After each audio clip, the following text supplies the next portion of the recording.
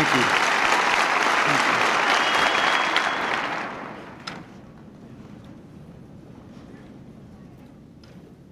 Thank you very much,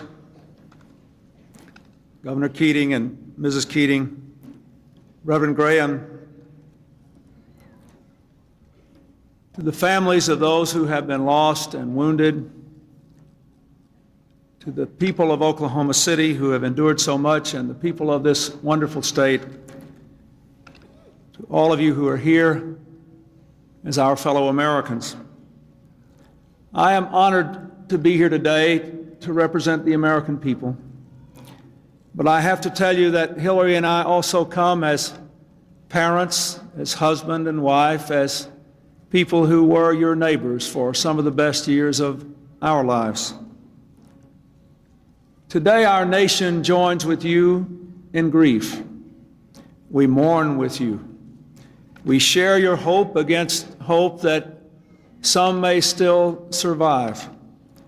We thank all those who have worked so heroically to save lives and to solve this crime, those here in Oklahoma and those who are all across this great land, and many who left their own lives to come here to work hand in hand with you.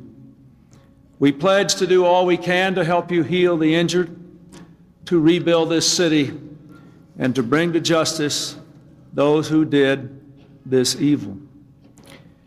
This terrible sin took the lives of our American family, innocent children in that building only because their parents were trying to be good parents as well as good workers. Citizens in the building going about their daily business, and many there who served the rest of us, who worked to help the elderly and the disabled, who worked to support our farmers and our veterans, who worked to enforce our laws and to protect us. Let us say clearly, they served us well, and we are grateful.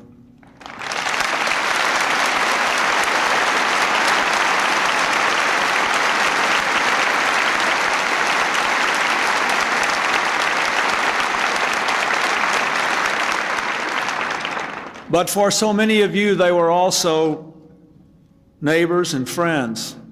You saw them at church or the PTA meetings, at the civic clubs, at the ballpark.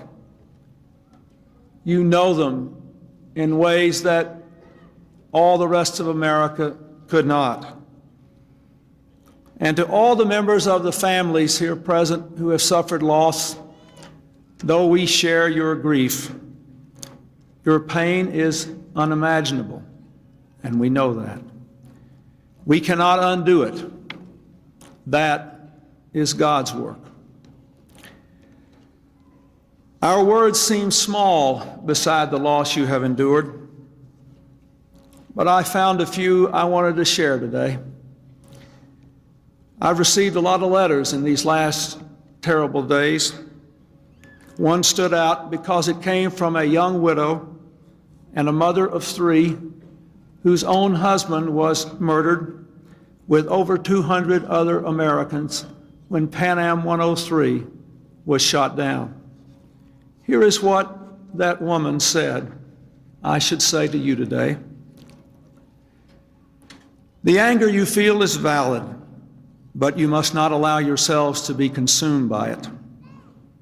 The hurt you feel must not be allowed to turn into hate, but instead into the search for justice.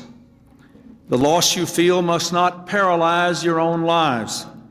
Instead, you must try to pay tribute to your loved ones by continuing to do all the things they left undone, thus ensuring they did not die in vain. Wise words from one who also knows. You have lost too much, but you have not lost everything. And you have certainly not lost America. For we will stand with you for as many tomorrows as it takes.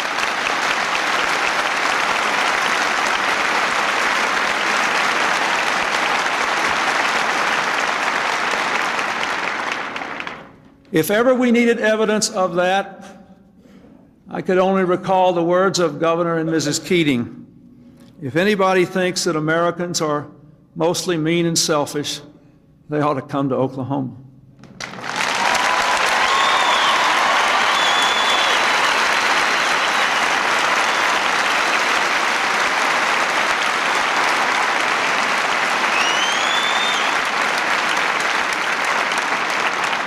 If anybody thinks Americans have lost the capacity for love and caring and courage, they ought to come to Oklahoma.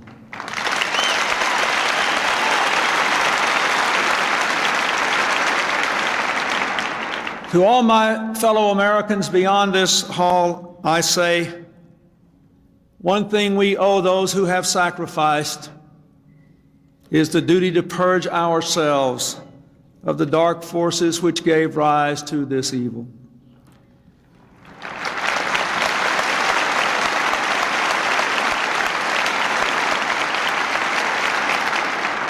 They are forces that threaten our common peace, our freedom, our way of life. Let us teach our children that the God of comfort is also the God of righteousness. Those who trouble their own house will inherit the wind. Justice will prevail.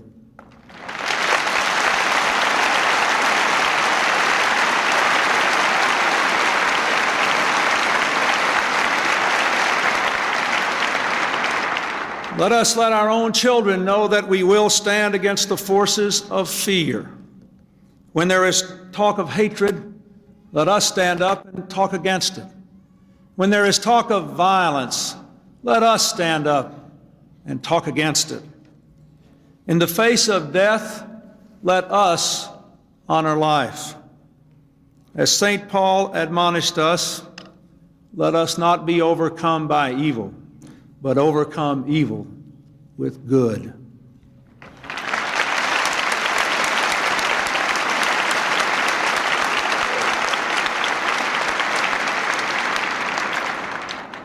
Yesterday, Hillary and I had the privilege of speaking with some children of other federal employees, children like those who were lost here. And one little girl said something we will never forget. She said, "We should all plant a tree in memory of the children." So this morning, before we got on the plane to come here at the White House, we planted that tree in honor of the children of Oklahoma.